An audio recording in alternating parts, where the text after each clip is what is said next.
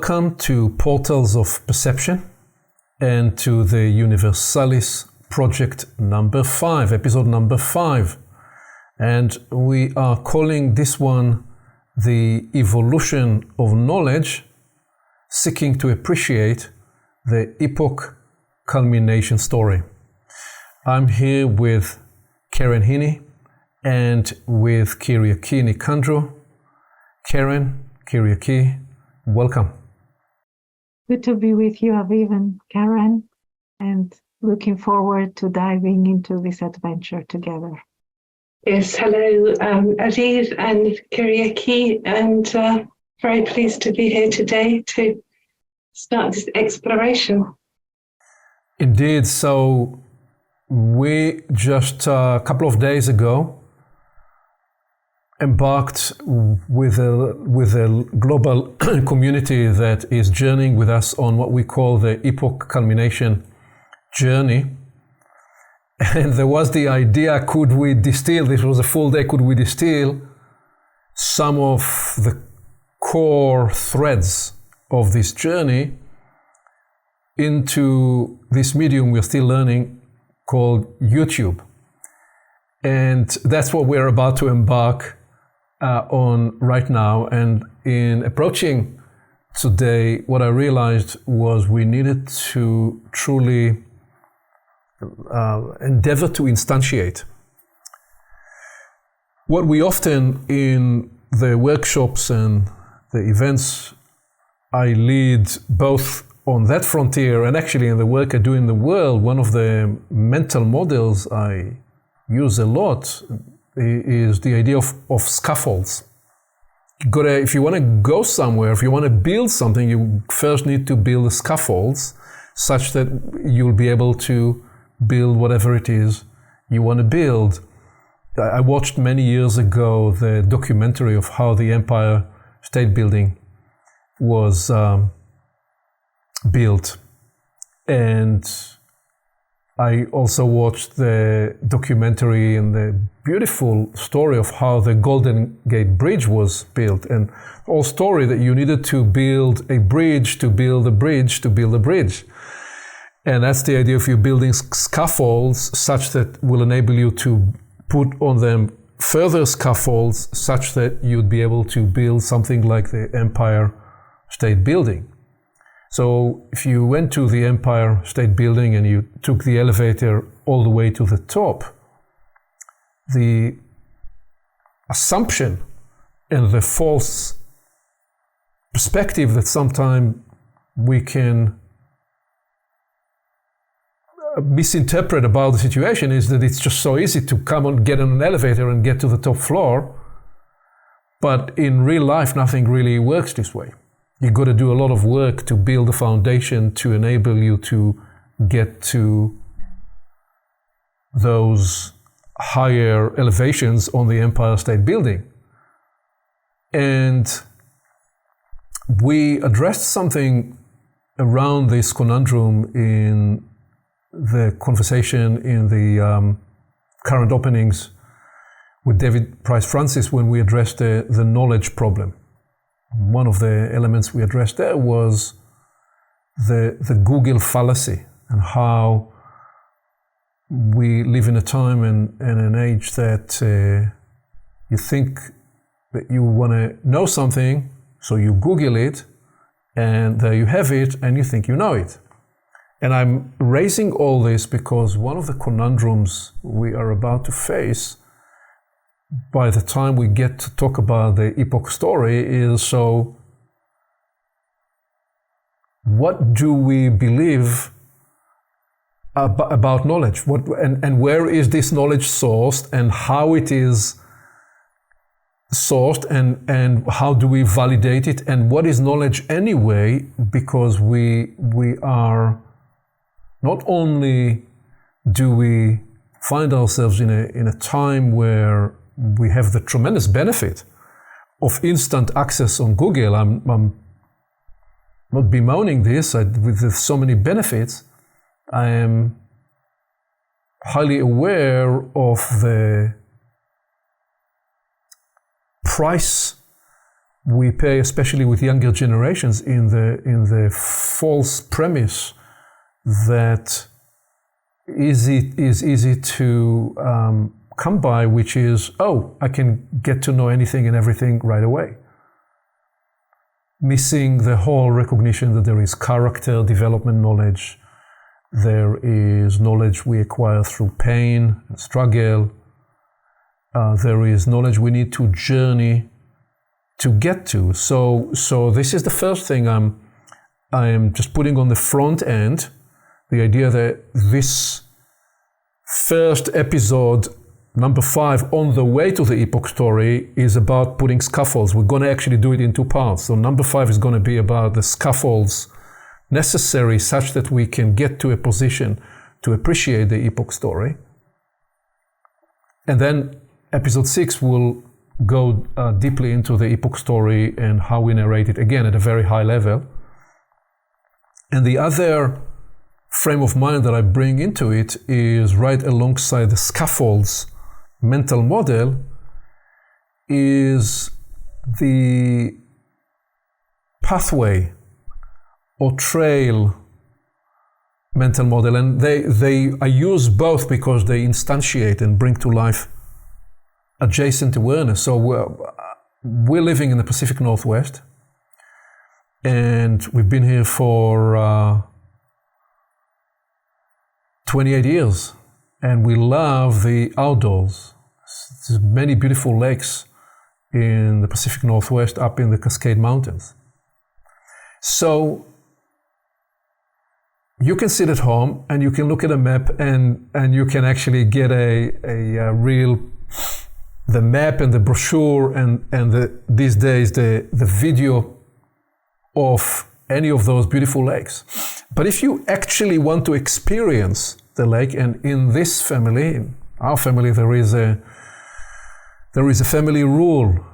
In the Pacific Northwest, you never allow yourself to be next to a body of water without submerging in it. And there are very cold lakes because there are glacier lakes in the area. So we've developed the discipline and the practice of submerging in very cold water.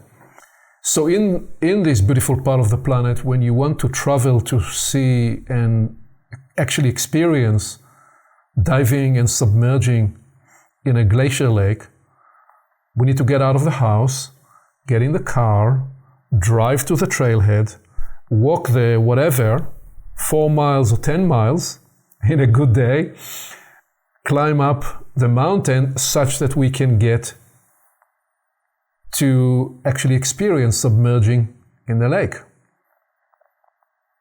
And knowledge and development knowledge and special knowledge is a bit like that.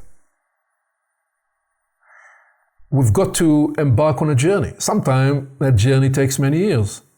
Today, in part 5 and then in part 6, we will try to, in a couple of hours,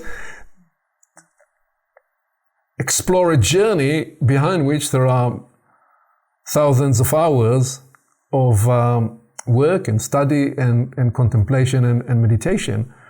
And that is part of the challenge, that is part of the conundrum with the video medium. How do we communicate this? Because, so when I talk about the scaffolds, the idea of scaffolding, I mean that in knowledge sense. I also mean this in the ecology sense. When we conduct workshops and explorative and contemplative journeys with groups of people, big part of it is actually cultivating the ecology, the mental ecology, the ecology of sentiment, the ecology, the energetic ecology, the psychospiritual activating ecology.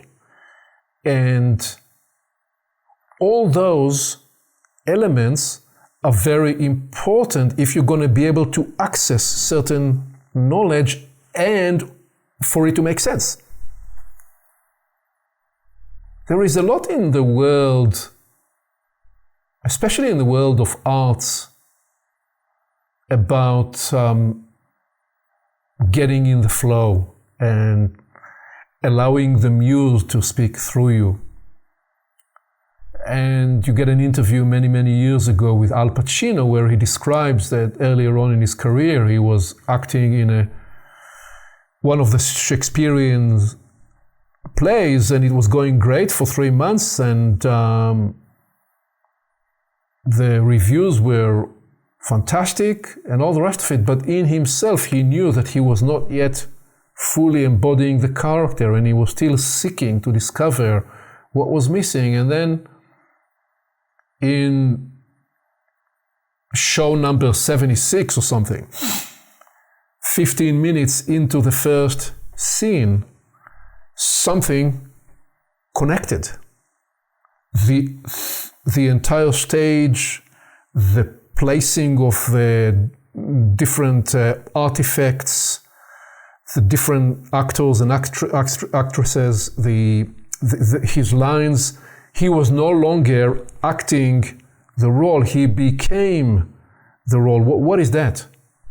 What is that phenomenon that can happen where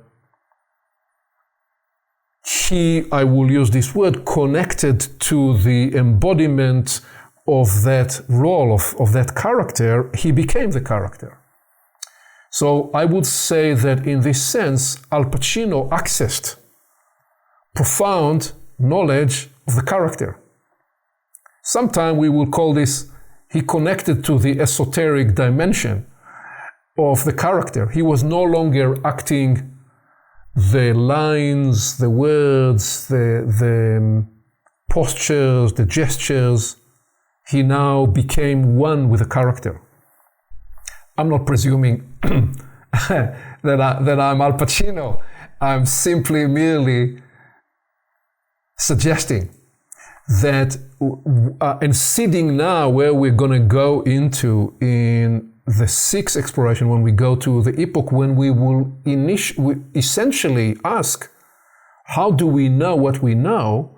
How did people in history came to know what they knew, and what is it about this fantastic time where we have a pronounced intellectual capacities that we love because they provide us such fantastical capabilities and access, and yet we are also in a different way have narrowed the range of the human capacity to access knowledge in other ways. And so before I get there, I have to do a lot of scaffolds, and we've got to place an appreciative view of scientific knowledge and where we place scientific inquiry, and also dare skate to the edge and say, well, here is where science is doing its hocus pocus and is embracing a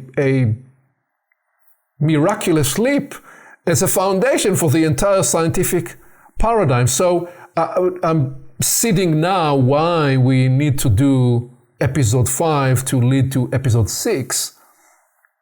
And I view myself in this and have always endeavored to, as robustly and as genuinely and as completely as I can, be a scientist of the human experience. First of all, through my own human system, and through having worked in the transformational and coaching and leadership and developmental space for now 5 decades.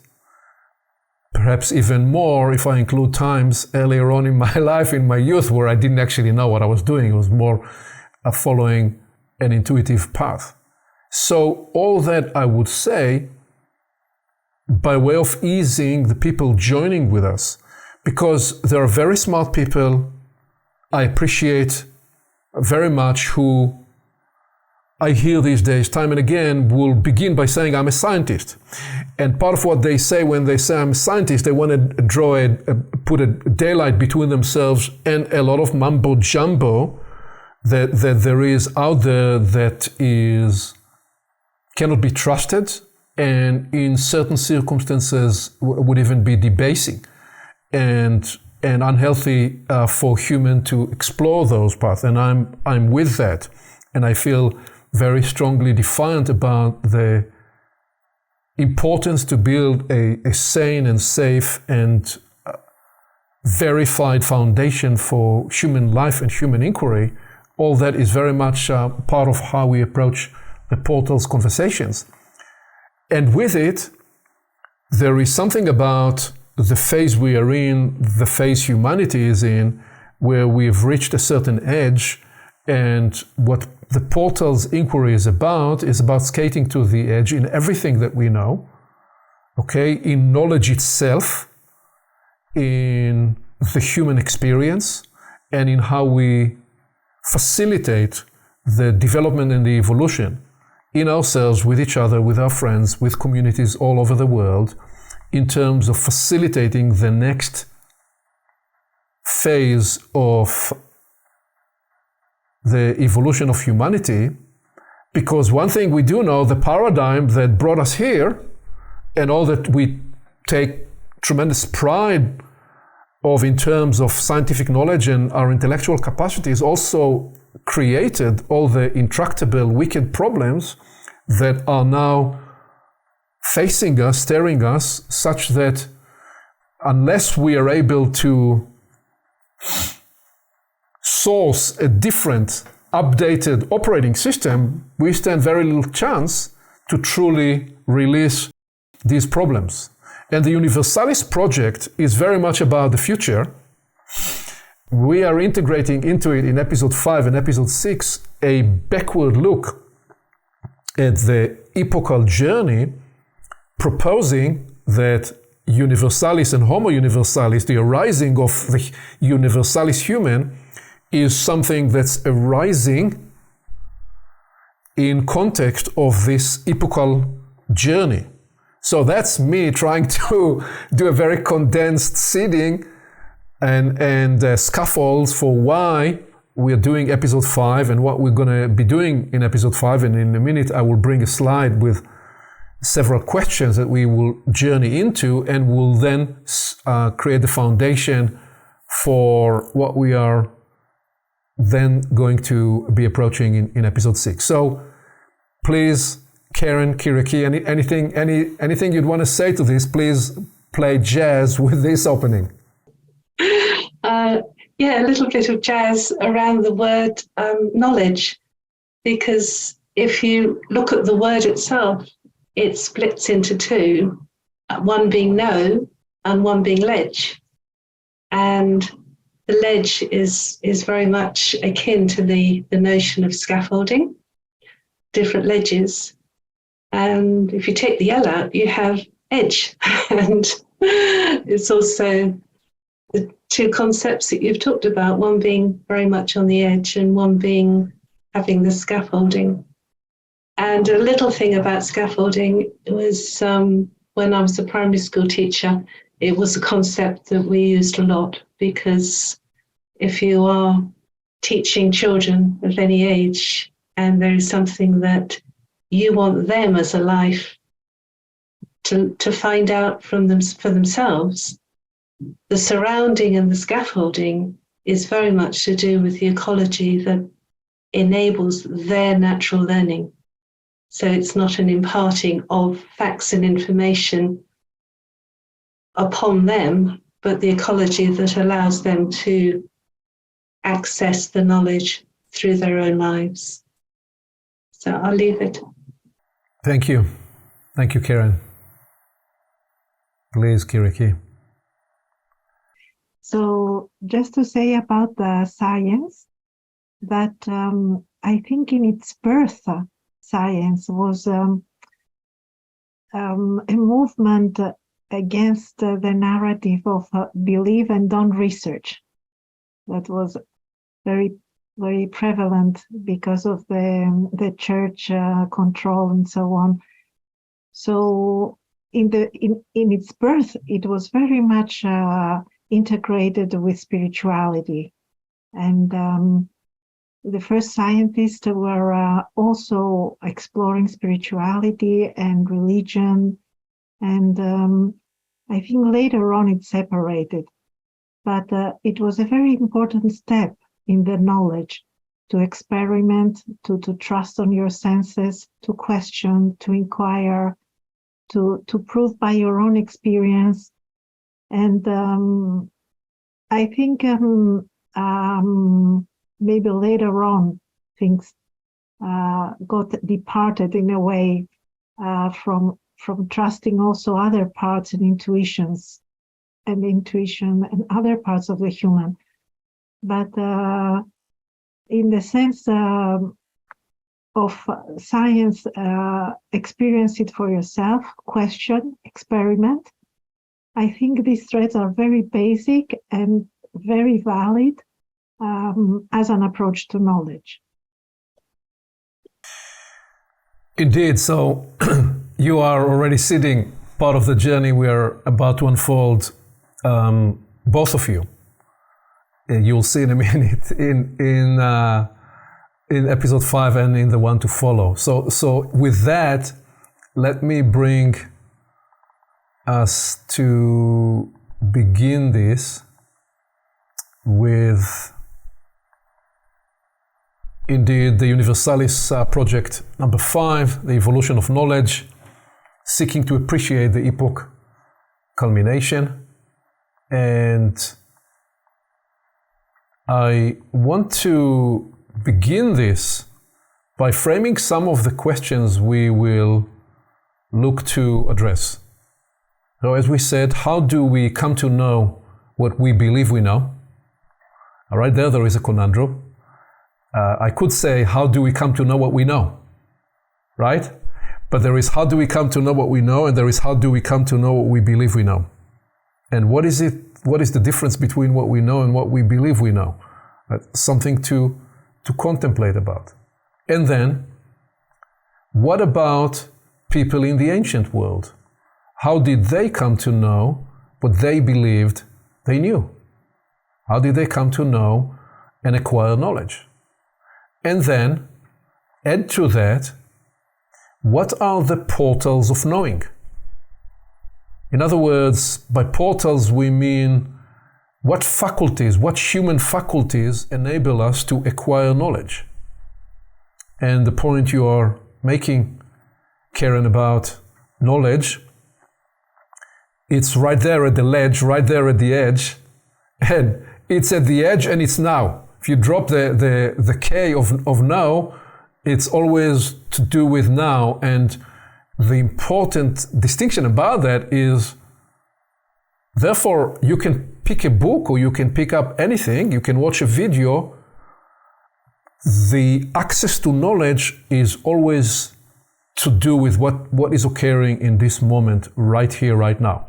Whether you're watching this alone with friends, whatever it is you're doing. So what are the portals of knowing? And we're going to explore the 3 portals of knowing in this conversation in a little bit, and what faculties enable us humans to acquire knowledge. And how have humans changed, evolved the usage of the portals of knowing and the acquisition of knowledge throughout the epoch. That is essentially what we will get to in the next conversation in episode 6. But I'm seeding, so the question is in our minds as we approach this first in a 2-dance step in episode 5. So to begin this inquiry, I thought a lot, how will I do this? And I came up with this idea. Okay, so what is it we're seeing here? We are seeing, on the right side, we are seeing a scientifically observed discovery. In fact, I forget, and I wouldn't know how to pronounce the name of the scientist who discovered that he lived in the 1500s, 1600s. So we are talking about the time coming through right on the bridge from the Renaissance to the Enlightenment, which is a phase we will reflect on when we trace the epochal journey, where there is a discovery that is later appreciated and mathematically verified, that light can be refracted, and the refraction of light breaks it down to those wavelengths that we recognize, also occur in natural settings. Now, so what it is that I'm trying to show here is that on the right side, you have the scientific mind that gains access, gains a purchase of a scientifically verified fact, and that can be tested again and again, and lands us in a part of our minds where we think we know what those sevenfold colors are. We simply say, well, it's the refraction of light into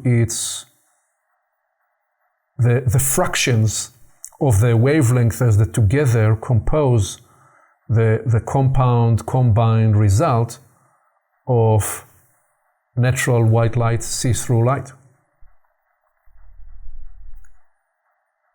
But if you went back in time, to ancient times, and you had people standing next to the mountain that we're seeing on the left side, and they were watching and seeing in the sky the rainbow and the dome of the rainbow, it meant something very different in their minds. They saw it through different lenses. For some, it simply was a sign, was a mark that all the way to the way it is described even in the Bible, that there is a covenant that's offered. Now, so if I begin to speak like this, if you're on the right side of the screen, you will scoff, you will deride this as primitive. Because you'll say, what are you talking about in terms of covenant? This is simply a physics. There is the right humidity in the air and the elements of light and humidity converge, and you're standing in the right angle and you're seeing the visibility, the visible manifestation of the rainbow. But for those people in the ancient world, it meant a lot more than that. Because, so for those who came out of mystery schools and were initiates in the mystery schools, they looked at that and said, this truly represents indeed the covenant of life, and they would not have yet the modern and even the postmodern perspective about the profound engineering of the evolutionary biology of the human brain and the human eye, and why is it that we are exactly engineered to be able to see this part of the spectrum. They wouldn't have that scientific fact about the human design and about the nature of light, but they could perhaps imagine and appreciate in a whole other part of themselves, not so much the intellect, but the living being of the significance of life in the way they imagined life. That, well, the sun and the planet are joined.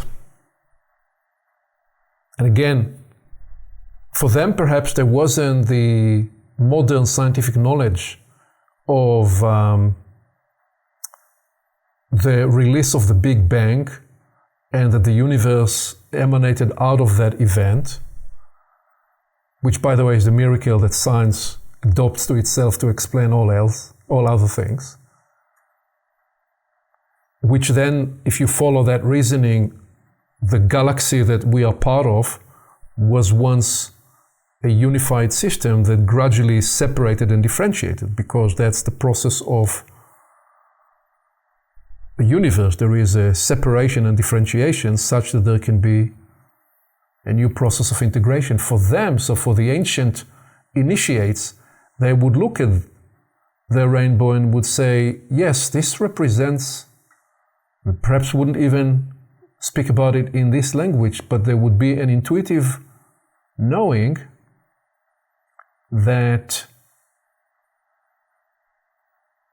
light and all that is emanated from the sun and this planetary theater, planetary ecology that is the cradle of organic life, whole vine of life, from vegetation and the diverse nature of flora life to the very rich and diversified nature of fauna life, all the way to the crowning achievement of the organic life in the appearance of human life, that while you tell the story, you can tell the story in this way, that the entire endeavor of this evolutionary process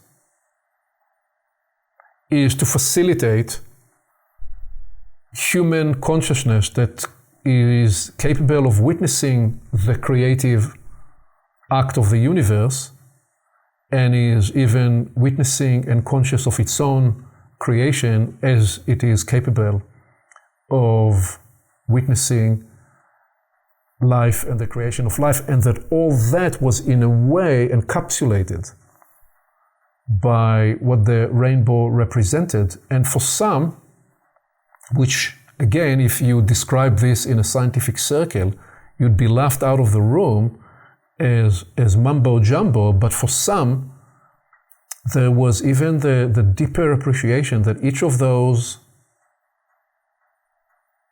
wavelength natures held a particular potency, which again, on the right side, in the scientific mind, you'd say, yes, sure, it has a certain frequency range, a certain wavelength.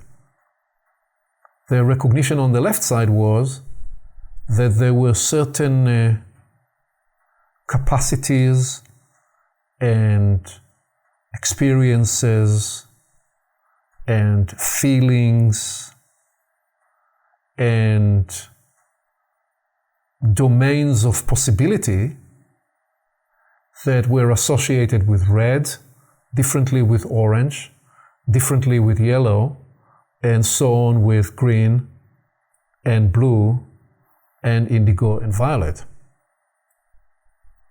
And in the next conversation, the next episode, I will describe the sevenfold structure as a way of appreciating any organic process. The life of a person, the life of a family, the life of an endeavor, the life of a company. And I will also describe the journey of the epoch.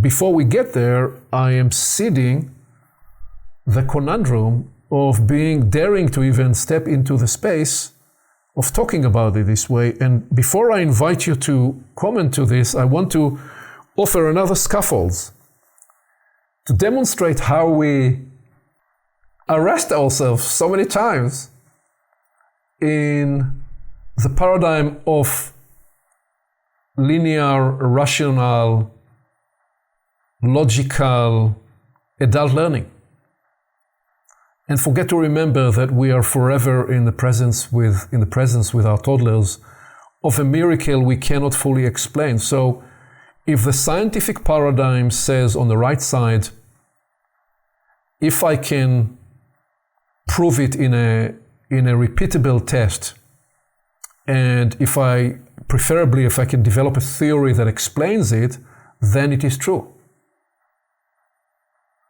But we still cannot fully explain the miracle of the toddler's learning.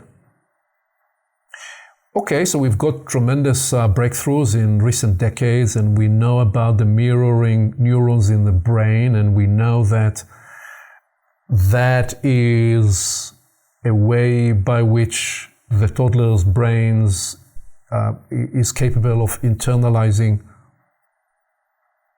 knowledge in great speed, but it's still just a small part of a miracle that we cannot fully explain, that I'm about to again skate to the edge to dare offer not an answer, but a way to contemplate about the miracle of life and the miracle of the toddler's learning.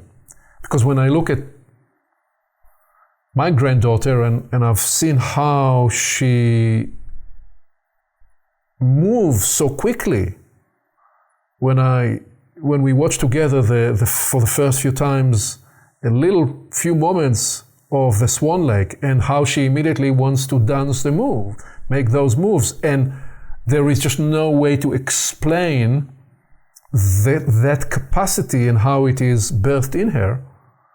And even earlier on, as I now see with her brother, 3 months old brother, he is already speaking even without having yet words. What is this? Well, I propose that there is an operating system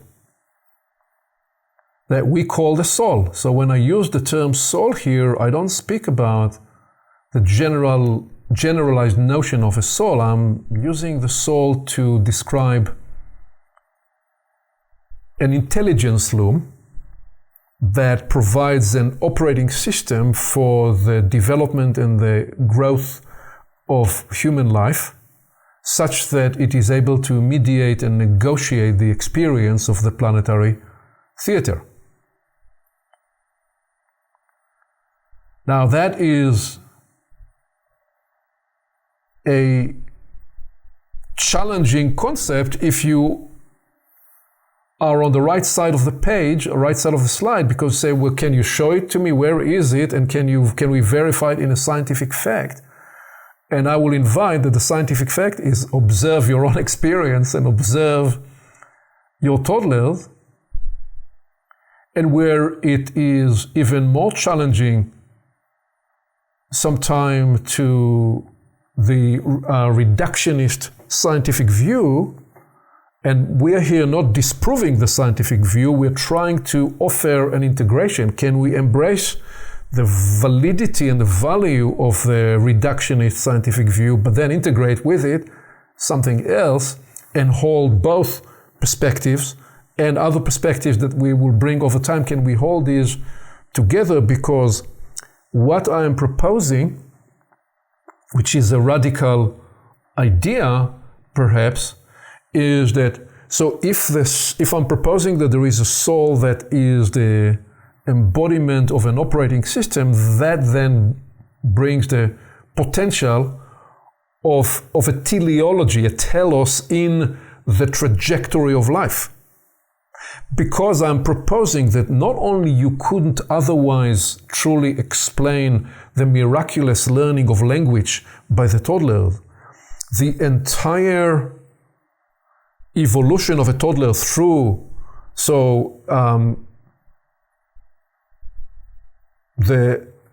Talia's brother, Ari, our grandson, he is just in the last few days, he is now beginning to roll. And the discovery of the organization of his human system to do that, and the coordination of the hands and the legs, and which, by the way, to go for a second on a different tangent, when Moshe Feldenkrais developed the Feldenkrais method, he actually observed toddlers because there was a discovery that there was an operating system that was coming online, and when people then suffer later in life for an accident or any other reason, a way of not being able to access the optimal movement, one way you introduce them and introduce the motor cortex in the brain and the nervous system to the natural capacities to release again a flexibility and range of movement that was arrested, you took them through earlier arrangements and functional arrangements of their body such that it innervated in the motor cortex the capacity to access these movements. What I'm attempting to describe here is that there is no way in my mind to explain the capacity of that toddler to learn how to roll and then to crawl and then from crawling to standing and from standing to walking. These are each of those steps. They represent such a momentous leap. You could never explain it in a linear fashion, in the way the brain it attempts to reason things. So the knowledge that we acquire in the classroom as adults, in universities and such, that we then later in life pretend is the only way to acquire knowledge, is a very important capacity that came online. And when we will describe the epochal journey and we will get to the activation of the intellect as one of the expressions of the green fractal along the epoch, and we will narrate the rise of universities, the early universities in the 10, 11, 12th century. And we will propose that that was a line that you could find also earlier with Aristotle, earlier in ancient Greece, and how that represents the green fractal. We will, when we do that story that I'm just sitting now, we will say, yes, the intellect is very important. The reasoning capacity, the capacity to calculate and evaluate and verify are critical. But we must not forget that the miracle of life and the miracle of the toddler's learning is so much larger and greater. And it is that I was hoping to instantiate in these images. So, what would you want to say to that before I proceed to describe the 7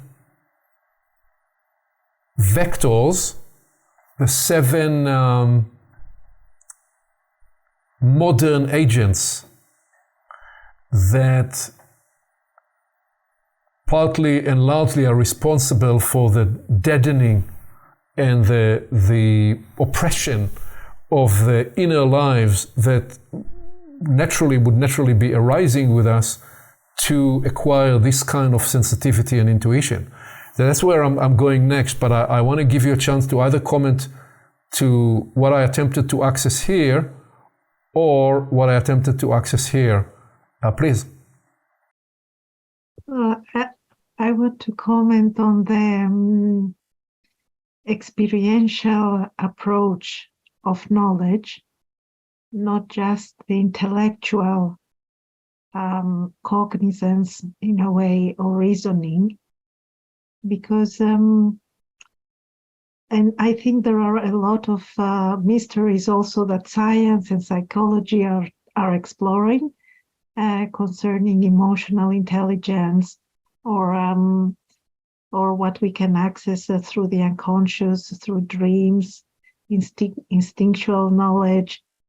And just to confirm that just having the information or how it works does not mean knowledge for me. This is just concepts.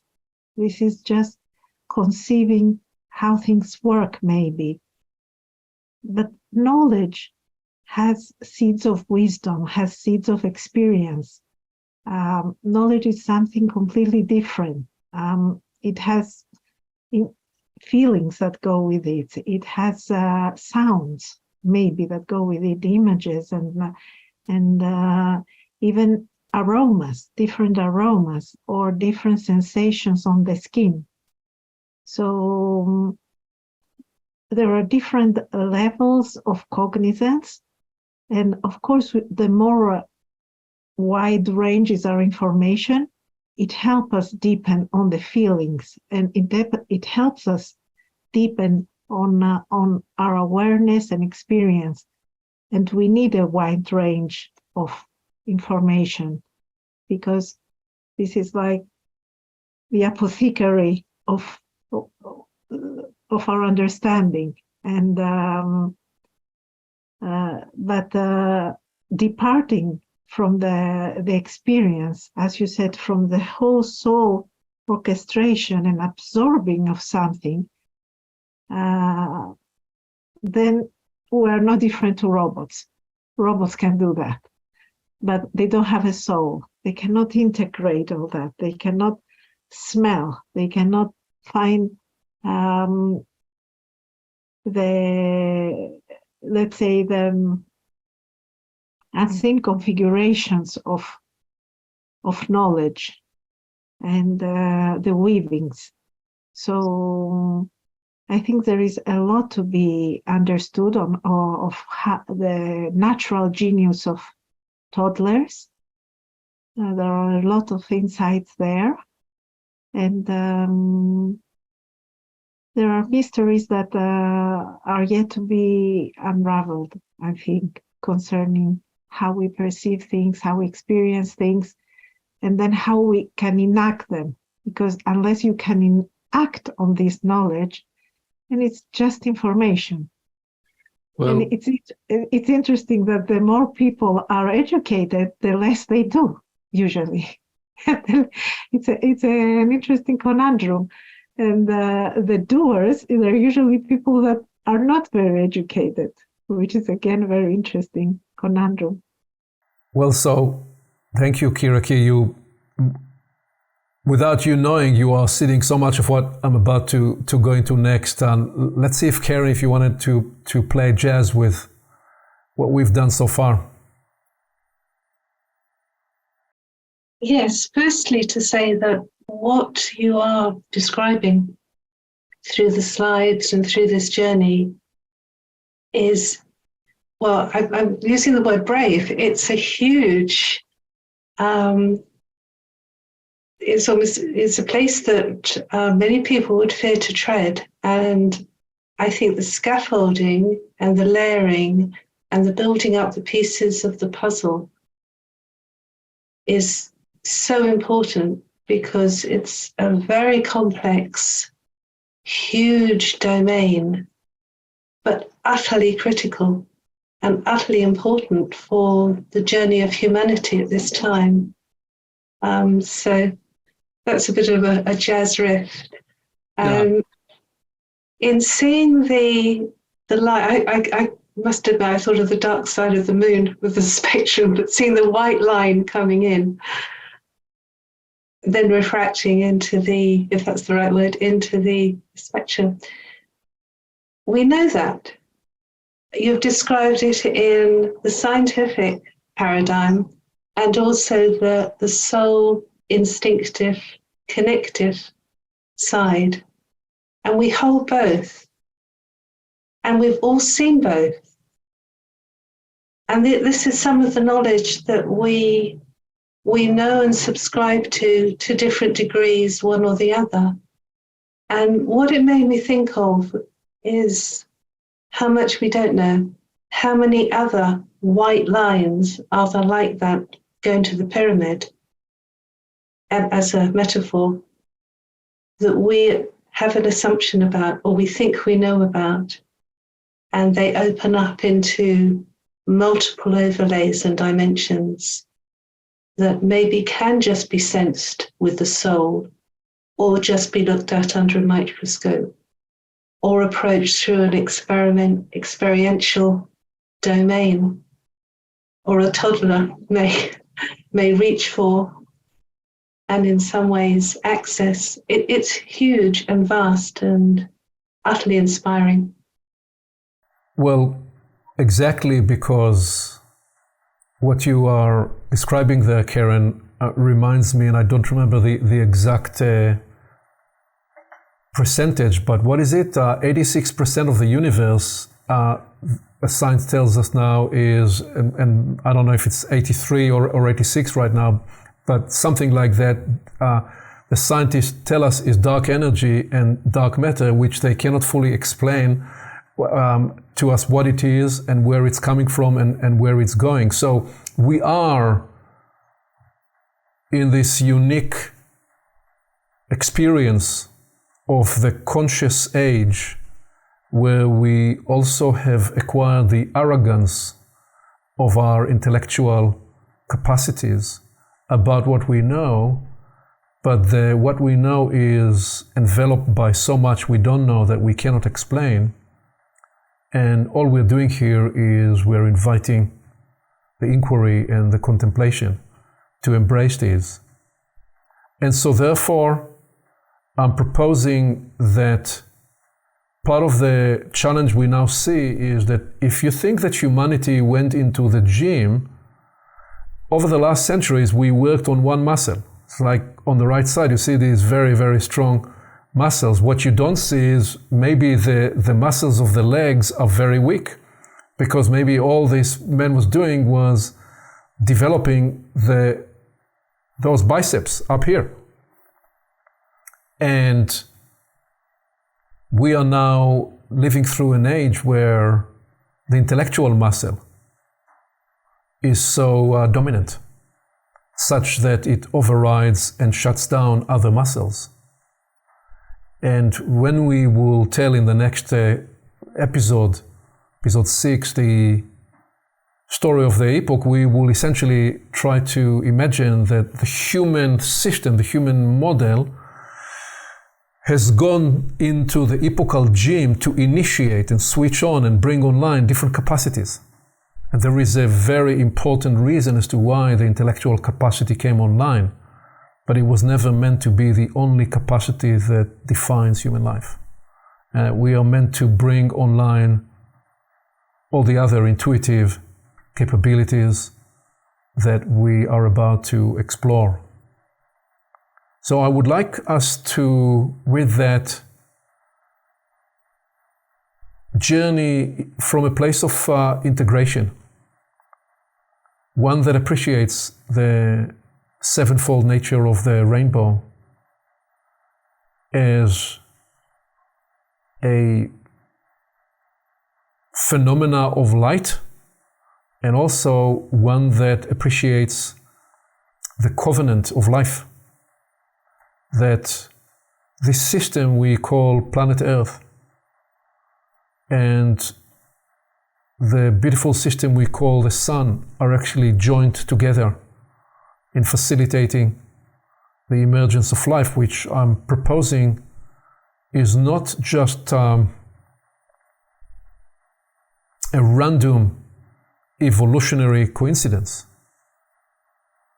but rather is the purpose of the universe to foster conscious life that is conscious of itself and then has the capacity to become conscious of the universe at large, which is the idea of Universalis. The Universalis Project is about the human journey from planetary experience to the capacity to embrace the universe at large. And what I'm suggesting is that there are 7 modern agents that presents us today with tremendous challenge to embark on this journey.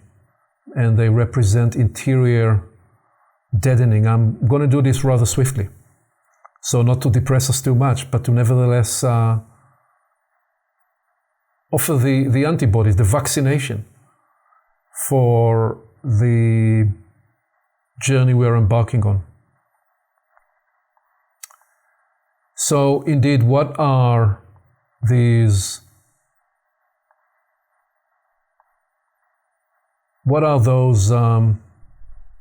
agents that disenfranchise and oppress the natural intelligence, the natural inner lives, and the natural inner capacities? Why is it that today we are largely divorced from these? Well, I propose that we begin with materialism. When I use the term the materialistic influence or the materialistic orientation or the materialistic mindset, I do not mean it just in the commercialized sense that we live in a time that we surround ourselves with a lot of matter. That's a byproduct of that. And hey, I live in a comfortable house in a beautiful place and enjoy the material world. That's not me demeaning that. This is about the appreciation that the materialistic orientation, what it did, it brought a distancing from the more than human realms and the blessings of the more than human realms that were always and are always available for human life. Partly by orienting us to look at every problem and everything through the lens of material perspective, such that we even, as we said a minute ago, look at the phenomena of learning of the toddler through those lenses. So the most cutting edge appreciations, I'm going to need to bring the three together so I can talk about them together. So the second one is intellectualism, divorcing the inner lives for the supremacy of the intellect. I talked a bit about that. And I'm going to make a daring move here and bring scientism as a way to describe turning science into an ideology that diminishes the human capacity to a limiting paradigm that denies the inner forms of knowing. So the most cutting-edge, advanced brain science in conjunction with the various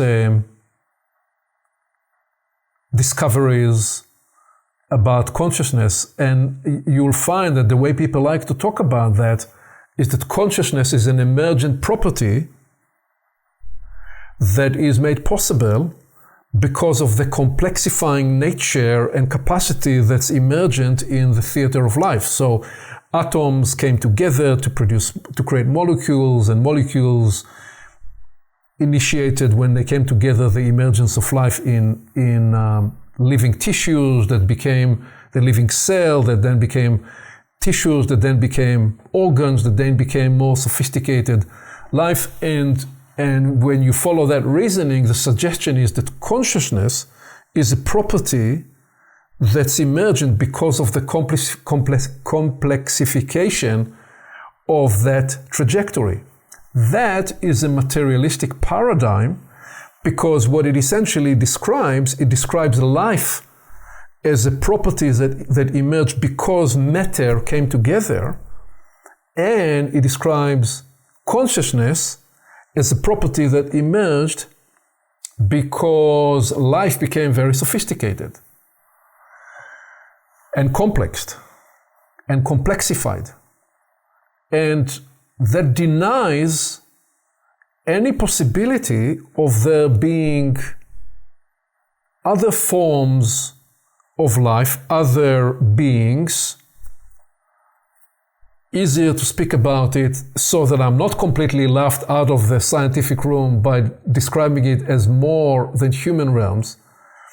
But what I continue to assert is, this entire conversation is me grappling with the scientific part of me and the other part of me that experienced the miracle of the toddler's learning, the miracle of love, the miracle of deep feelings, and the miracle of how those sentiments and appreciations actually, for real, bring the capacity that's latent in the human and they bring the human into a realm of knowing and appreciation that's otherwise not accessible. And I'm partly doing this conversation live, not just with the two sides of my brain, but with my son, who is scientifically trained and educated. And these are the kind of conversations we will have. And so this is what I am nudging us to begin to imagine, is that the densification of organic life into the body that indeed begins with floral life, because you need it for the blueprint or the operating system of floral life to be brought to life on the planet before you have a sophisticated machinery like the human with a nerve structure, because the nerve system in the human is using some of the operating system that was initially established through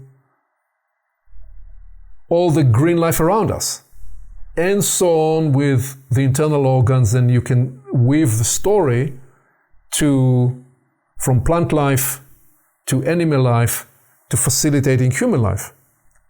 But if you fly upside down with me for a minute in an imaginary what-if scenario, and you say, what if this larger system that we call planet Earth and the sun was a universal investment to facilitate the emergence of life, later to become the emergence of conscious life that is conscious of itself and later conscious of the universe, such that the universe can begin to get itself back through itself and begin to have a feedback loop of its own brilliance and creativity and deep innovative capacities, then you'd have to consider in this imaginary inquiry that there was a different form of consciousness that's available before the instantiation of biological organic life that represents, a bit like the soul, represents an operating system that draws like a teleology of purpose, that such a thing exists for the universe at large. Not that the universe is complete unto itself, but that the universe needed to produce for itself this feedback loop of its nascent conscious abilities appearing through life. And why appearing through life is a whole other conversation we will come back to another time, but the simplest way to, as a placeholder to consider this, is because you've got to have a laboratory in a place that's safe. And this planet Earth is a little safer because the level of potency, the energy level here, is a little lower. If you dealt with higher, more conductive, higher energy domain, you couldn't run the test that we are running here with humanity. And part of what we are seeing with the test that afforded to humanity is that we were given the permission to make decisions, we were given the permission to have choice, and therefore we are given the permission to be led down a wrong path that's even not healthy for us, and learn in the process. If we were operating in a high potency, high conductivity laboratory test, anytime you'd think a false thought, you'd come up with a wrong idea, you'd die instantly, just in that imaginary experiment.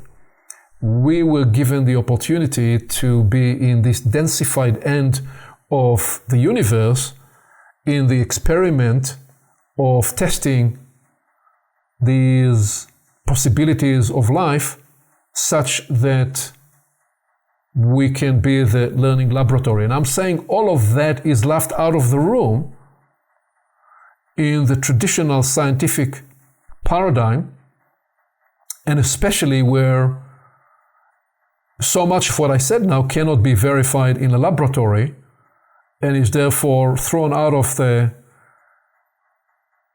room, which, as far as I'm concerned, is throwing away the baby with the bathtub water, and the baby in this sense is the evolutionary potential of human life.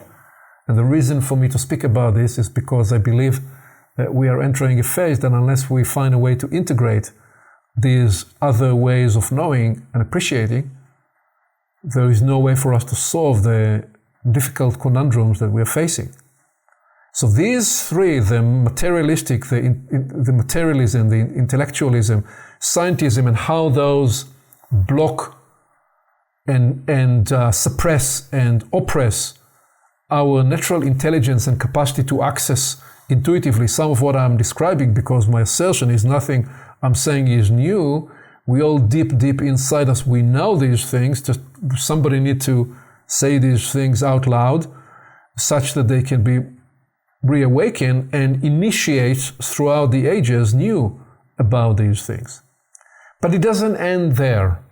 The challenge continues with commercialism, and how in the commercialized world humans were debased into either being the consumer or becoming the unit of production, rather than a human being. So instead of being a human being or a human creating, we are a human consuming or a human producing as participants of the commercialized paradigm. Now again, not to try to present myself as purer than I am, I'm enjoying so much of the commercial world. The particular lens with which I'm offering this is how it impacts our appreciation of ourselves, how it impacts our perspective of what human life is all about. And then couple that with another thing that emerged really in the last, so commercialism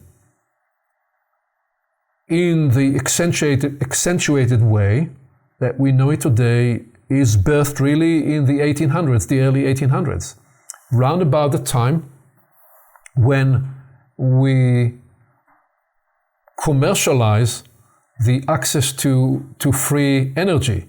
The planet took billions of years to store and produce oil, and we found access to that oil, and we brought it online, and we enjoyed for 2 centuries burning the production of the internal processes of the planet over billions of years. We are burning through this so quickly.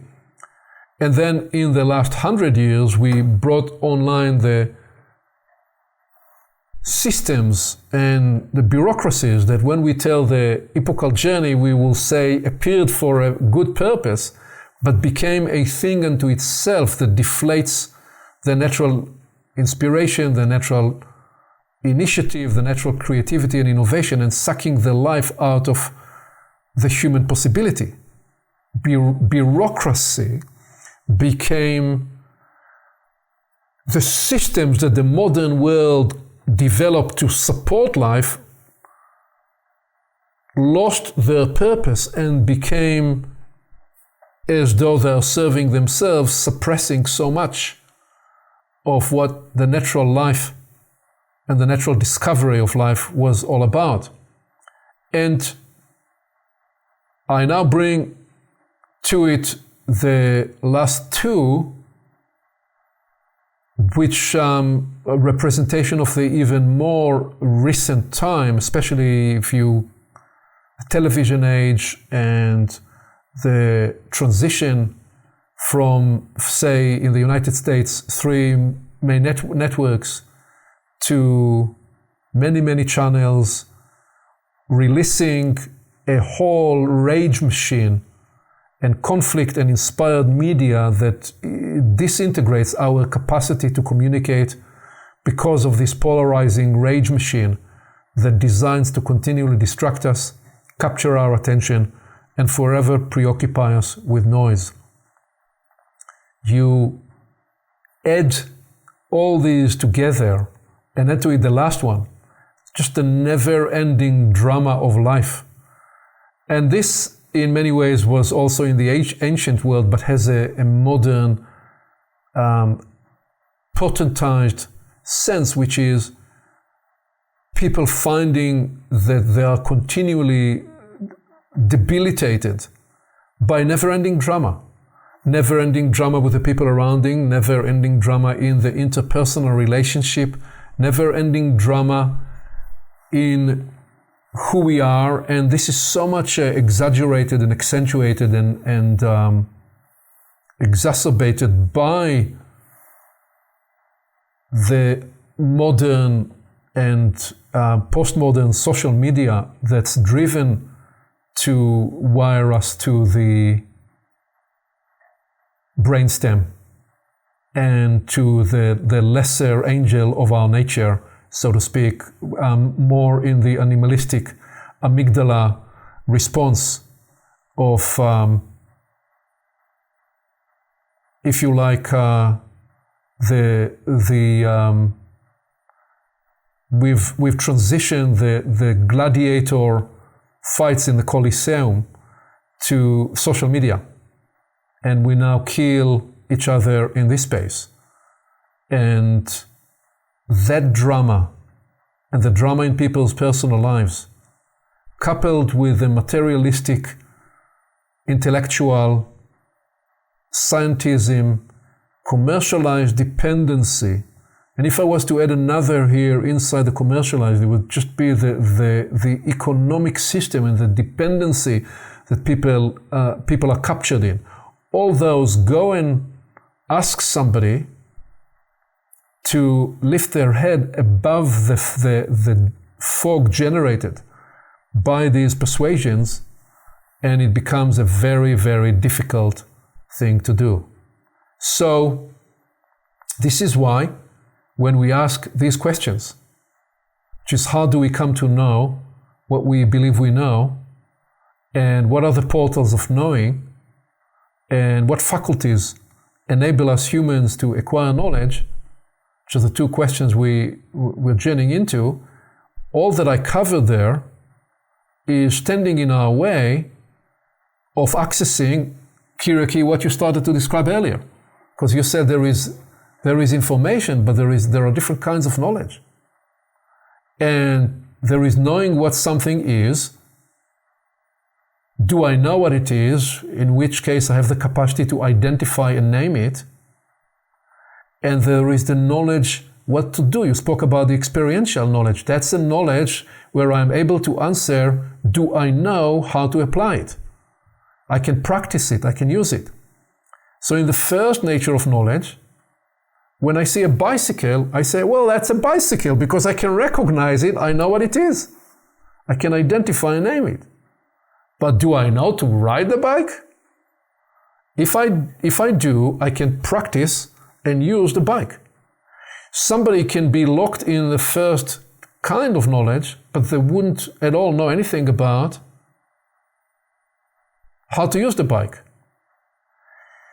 But do I then recognize that there is a whole other kind of knowledge, which is knowing what it feels like, knowing what it feels like when I'm riding the bike quickly. I remember as a young 9, 10, 11-year-old enjoying riding the bike fast and crashing time and again and hurting myself.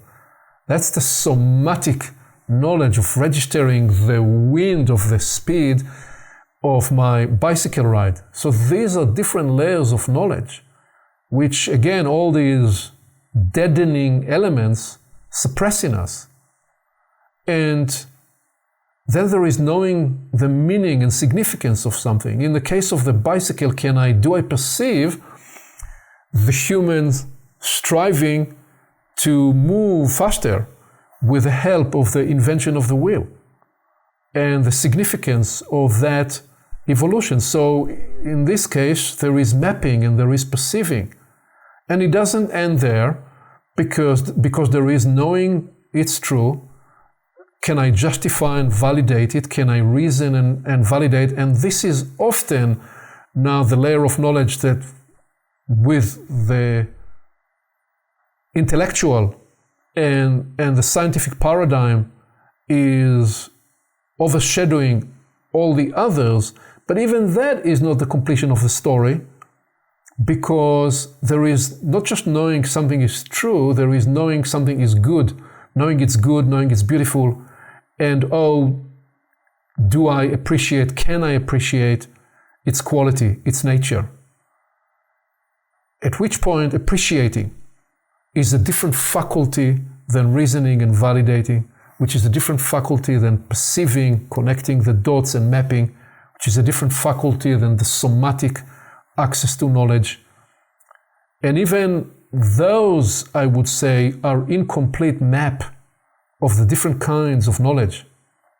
Because I propose, and then I will give you a chance to address all of that, I propose that we could look at all these different layers of knowledge and look at them through the three portals of knowledge, three portals to knowledge and to knowing. And that will reveal that even that picture is incomplete because it largely leaves out the third portal of coming to know things. So much of what I'm trying to access describes the sensory portal as the first portal of knowing. This is the primary portal we use in our planetary experience. Obviously, touch, see, taste, smell, hear, 5 senses, and somatically register and experience in the inner organs, and all that is available for us because we live in a human system, in a body that's equipped with all that's necessary to negotiate this planetary environment. I'm walking out in the woods, and Sarah, my wife, told me yesterday that she was out and she saw the bear. We have a family bear wandering in the neighborhood. So I'm on the watch out because mostly they run away, but I use my sensory capacity to protect myself, to stay out of danger. And then what we just attempted to say is that so much of what is emphasized today is the mental portal. Okay? The capacity to identify, to reason, to connect the dots, to map, to calculate, to evaluate, to appreciate, to translate, to interpret. These are all capacities that come online with the mental portal. Now, the part of what led to scientism is Descartes' insistence that we couldn't trust the world of phenomena. So the Cartesian fallacy is, let us lead the mental capacity to be the only portals of knowing. So I think, therefore I am, he said. Cogito ergo sum, if my Latin is not failing me.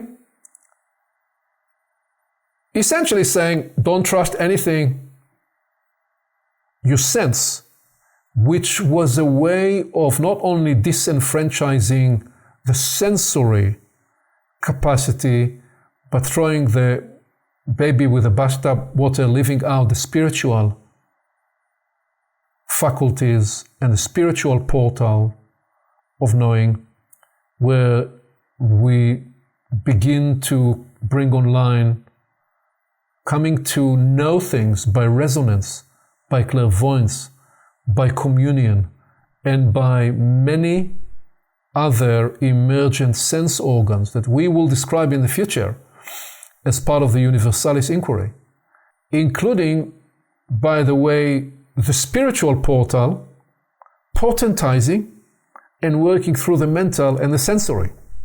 So rather than the spiritual excluding, which is some of what has been attempted in spiritual practices, especially in the East, but also in the West, where the endeavor to embrace spiritual, say in certain monastic traditions, meant do away with the body, do away with reasoning and working through the world. We're saying no, actually there is a way in which the spiritual portal can work through and with and potentize in a special way the mental and the sensory portals. So I went through this entire trace as a scaffolds for what I want us to do in the next episode, when we go on the journey to access the story of the epoch. Because when we do so, we will travel through time and imagine how differently people processed knowledge and acquired knowledge throughout the ages. And we will even look to imagine how, in this way, the human faculty that was coming online in each and every stage of the unfolding of the epoch was purposefully activated as part of the universal program we call the epoch. So I said quite a bit there. What would you want to offer as comments to this? Any aspect of it, please. I think I'd like to talk a little bit about the loop. You talked about the the planet and the sun working together, and the integration of the human with the universe. And you described it as a whole loop, that the whole development of the human and all that you're talking about, it's hard to pinpoint different aspects. And what it made me think of were two things. One was not thinking of everything to do with what you've talked about from an individual, human-centric location, because that is one of the limitations. And I think a lot of the limitations that you identified have that as its core, a very localized, personalized context. So the opposite of that is looking at one's own life, other lives, humanity, within the context of the creational loop, as you identified it, to do with the integration and the purposeful context. And somehow I think that is an avenue into accessing some of the concepts to do with knowledge and understanding and learning, and it's accessing the loop and those realms of knowing, and then the faculties of the sensing and the mentality and the spiritual, they integrate, and there's a different level of knowledge and information and sensing that can be accessed to with perceptions and knowing and intuition.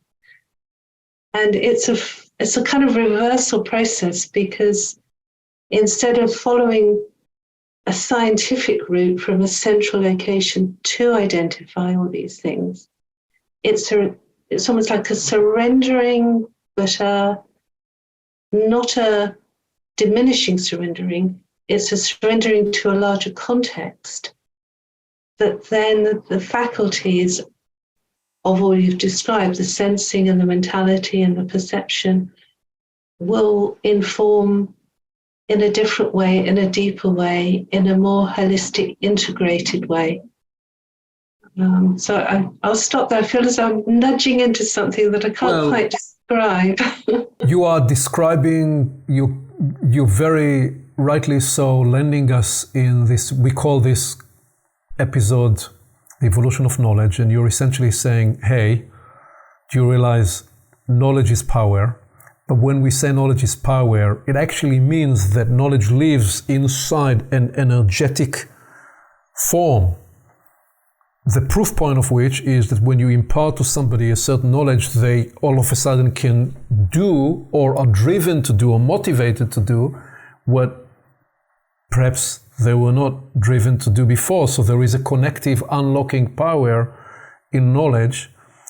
And you're saying in this loop or double helix loop, because that is the nature of this move, the higher, more rarefied spiritual portal where we describe brings online capacities and capabilities that enable us to access knowledge that otherwise would not be accessible. It does involve different kind of energy. And the two work together because the neural pathways that get activated to bring those sensitivities and capacities online, they run on a different energy than the energy I use when I went this morning for a swim, and before the swim, the run, because I make sure that I'm very grounded in the physical body as well, so that I'm healthy and stable in the way I'm approaching these rarefied realms. So thank you for that. Can I just say one other quick thing? Thank you very much for filling that out. Is that it will be different for everybody. I think that's really important. Yes. Very essential, very important one is different for everybody. And your other emphasis that the reason we come together is because we are each holding different pieces of the puzzle. This is what we are exploring on a different parallel series we call Evolving Together with Nigel and Well, where we are exploring the significance of needing to be engaged in these inquiries collectively. So you highlighted the importance of that, the safety that creates. And please, Kyriaki, how will you bring us home for this episode, please? Yeah, I think it's a wonderful weave. And I wanted to comment a bit on the first and maybe the middle and the last things that kill, in a way, our access to a different knowledge. And I want to say about materialism, together maybe with commercialism, that it's such a dead end, because the obvious fact is that people that really manage to gather so many things, they are not happy. And usually in the countries that have more, let's say, material things, the rates of depression, suicide, it's really up. And in countries that people don't have so much, they're happy, and sometimes they're much more connected, they smile, and it's just such a conundrum. And I think it proves that the answer is not in the possessions. And we are so gone so far away that sometimes, there are women that in order to feel better, they need to go shopping. This the shopping therapy. So, something went wrong there. And also concerning the drama and the depleting of the drama that happens, you always watch the news and there is a drama, or the yellow press and so on. And really also that is so depleting of the energy, and drama will always be there.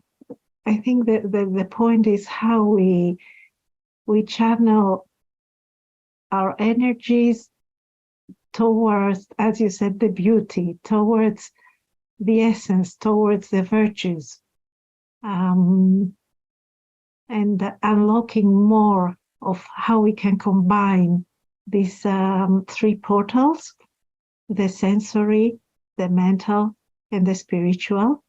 And maybe I would add somewhere there the emotional, which is somewhere between the body and the mind, here somewhere. So how really to integrate these three portals and unlock much more of what we can experience in life, and much more of what we can know of the core of things, the template of things, the source of the material things, where they came from. That's what I would say. Well, thank you very much. As we said, this entire journey was the scaffolds for what's to follow next. Come discover our next conversation, where we explore the unfolding journey of the epoch. Thank you. Thank you. Thank you, Aviv. Thank you, Karen. Yeah.